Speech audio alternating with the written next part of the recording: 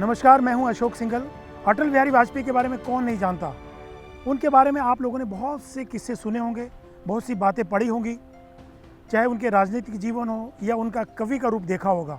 लेकिन मैं आपको आज ऐसी बहुत से किस्से और बातें बताऊंगा जो आपने कभी सुनी नहीं होंगी, पढ़ी नहीं होंगी। क्योंकि मैंने खुद अटल बिहारी वाजपेयी को प्रधानमंत्री बनने से पहले जाना। प्रधानमंत्री जब थे तब मैं उनको मिलता था, उनसे बातें करता था। प्रधानमंत्री जब नहीं रहे तब भी मेरी काफ़ी मुलाकातें उनसे होती थी। सबसे बड़ी बात अटल बिहारी वाजपेयी के बारे में ये है कि वो एक अच्छे राजनीतिज्ञ और स्टेट्समैन तो थे ही, और एक कवि भी थे। लेकिन जो उनके बारे में, उनके व्यक्तिगत जीवन के बारे में है, उसके बारे में बहुत कम लोग जानते हैं। वो फिल्मों के शौकीन थे, और फिल्मों की अगर बात की जाए तो मैंने उनसे एक बार, जब मैं उनसे मिल रहा था मनाली में, ख़ासतौर से जब वो छुट्टियां मनाने जाते थे मई जून में, तो उनसे बात करने का मौका मिला, उनका इंटरव्यू करने का मौका मिला। तो मैंने अटल बिहारी वाजपेयी से पूछा उनके अनछुए पहलुओं के बारे में, जो कि लोग नहीं जानते अमूमन उनके बारे में। ये जानते हैं कि वो अच्छे राजनेता थे, कितनी बार सांसद रहे, वो एक कवि का रूप भी था उनका। लेकिन वो फिल्में देखते हैं क्या? वो क्या कोई गेम देखते हैं, क्रिकेट या हॉकी या कोई ऐसा गेम देखते हैं क्या? वो भी आम आदमी की तरह कभी किचन में चाय बनाने जाते हैं? इन तमाम सवालों के बारे में मैंने अटल बिहारी वाजपेयी से जानना चाहा, और उन्होंने बड़ा बेबाकी से इन तमाम जो मेरी जिज्ञासाएं थी, जो मैं जानना चाहता था आम आदमी के नाते, वो सब का जवाब उन्होंने दिया। सबसे पहले मैंने उनसे पूछा कि क्या अटल बिहारी वाजपेयी को समय मिलता है फिल्में देखने का, और अगर फिल्में देखते हैं तो कौन सी फिल्में देखते हैं, किस टाइप की फिल्में देखते हैं? रोमांटिक फिल्में देखते हैं, ट्रेजेडी की फिल्में देखते हैं, या एक्शन मूवीज़ देखते हैं? तो उन्होंने साफ तौर से कहा कि मैं ट्रेजेडी फिल्में देखना चाहता हूँ। तो मैंने कहा कि कौन सी फिल्में ज़्यादा देखी ट्रेजेडी में? तो उन्होंने कहा कि देवदास, और देवदास की जो पुरानी फिल्म थी दिलीप कुमार विजयंतीमाला वाली, वो भी उन्होंने देखी, और नई फिल्म जो है शाहरुख खान, माधुरी दीक्षित, ऐश्वर्या राय की, वो भी उन्होंने देखी। और फिर मैंने पूछ लिया साथ ही साथ, ये सब जब फिल्मों की बात होने लगी, कि आपकी सबसे फेवरेट हीरोइन कौन है पुराने ज़माने में और अब के टाइम पे?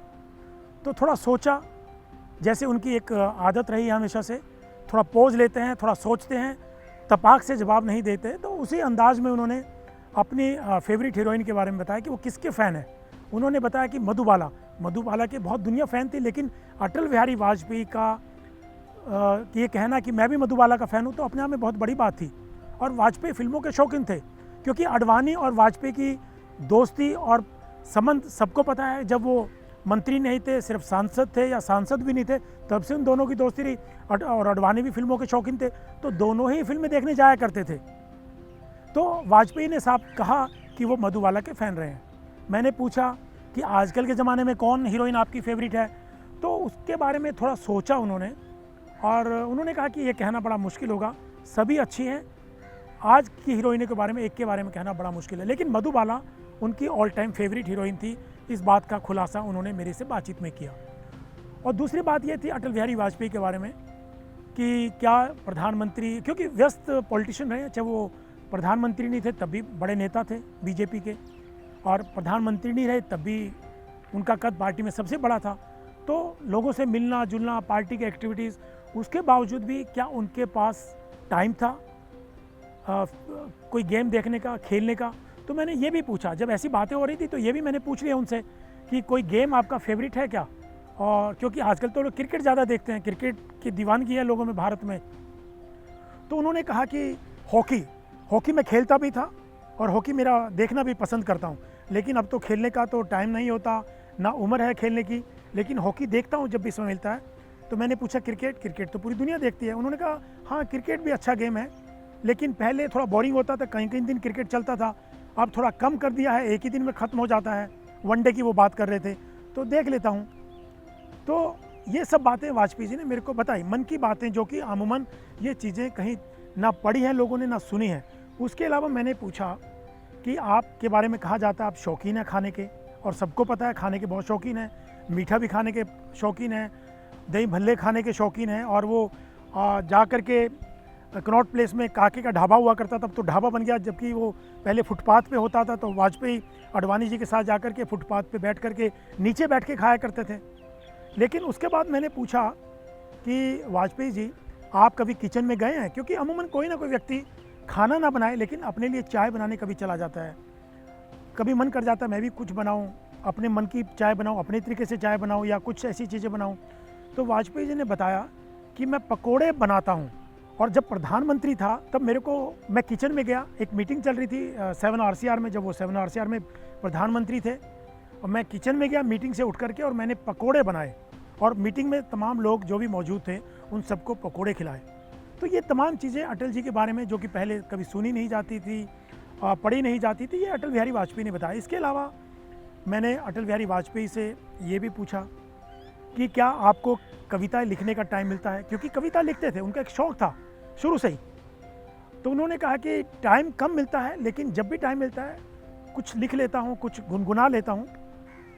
और उन्होंने फिर मैंने कहा कि कोई कविता सुनाई। उनकी बहुत फेवरेट कविता थी हार नहीं मानूंगा, ऐसी ये कविता जो उनकी बहुत फेवरेट कविता थी वो उन्होंने सुनाई। दूसरी बात, उन्होंने एक कॉलेज का किस्सा सुनाया मुझको। उन्होंने कहा जब मैं कॉलेज में सेक्रेटरी था स्टूडेंट्स यूनियन में, तो मैंने एक कवि सम्मेलन आयोजित किया था। उस कवि सम्मेलन में हमारे जो कॉलेज का हॉल था उसमें खचाखच भीड़ थी, स्टूडेंट्स थे, काफ़ी टीचर्स थे और प्रिंसिपल भी आए वहाँ पे, हमारे जो प्रिंसिपल थे। तो वाजपेयी ने बताया कि जितने भी कवियों को बुलाया गया था उसमें बहुत कम कवि वहाँ पहुँचे। कोई कहीं था, कोई लेट हो गया, कोई पहुँच नहीं पाया, तो हंगामा शुरू हो गया वहाँ पे। जो विरोधी गुट के छात्र थे उन्होंने हंगामा शुरू कर दिया। तो मैंने मंच पे जाके कहा कि किसी कारणवश ये कवि नहीं पहुँच पाए हैं, अब जितना भी काव्य पाठ हुआ है, जितना भी कवियों ने सुनाया उसको हम वहीं पे ख़त्म करते हैं। लेकिन छात्र सुनने को तैयार नहीं थे। तो बड़ी मुश्किल से प्रिंसिपल आए, उन्होंने बीच बचाव किया। तो ये घटना का जिक्र किया और उन्होंने कहा कि ऐसे मेरे खिलाफ माहौल खड़ा हो गया था, लेकिन मैंने उसको हैंडल किया किसी ढंग से। तो ये अटल बिहारी वाजपेयी के ऐसे किस्से थे। और ख़ास बात एक और थी अटल बिहारी वाजपेयी के बारे में, वो जब भी उनको टाइम मिलता था वो मनाली में प्रिनी करके गाँव था, वहाँ पर उन्होंने घर लिया हुआ था छोटा सा, परिवार के साथ, अपनी बेटी नमिता, दामाद रंजन भट्टाचार्य, इन तमाम लोगों के साथ वो हर साल छुट्टियां मनाने मई जून के महीने में प्रिनी जाया करते थे। और हम लोग भी कवर करने जाते थे अटल बिहारी वाजपेयी को, क्योंकि बीजेपी और सरकार को कवर किया करते थे रिपोर्टर होने के नाते। तो उनसे वहाँ पे इंटरेक्शन करने का मौका मिलता था। और ख़ास बात यह है कि अटल बिहारी वाजपेयी के बारे में वो लोगों से बहुत मिलते थे वहाँ पर। जबकि कई बार ये होता है कि अपने लिए आदमी गया है छुट्टियां मनाने, अपने इंजॉयमेंट के लिए गया है, लेकिन अटल बिहारी वाजपेयी वहाँ छुट्टियों में समय बिताने के साथ साथ वो लोगों से भी मिला करते थे।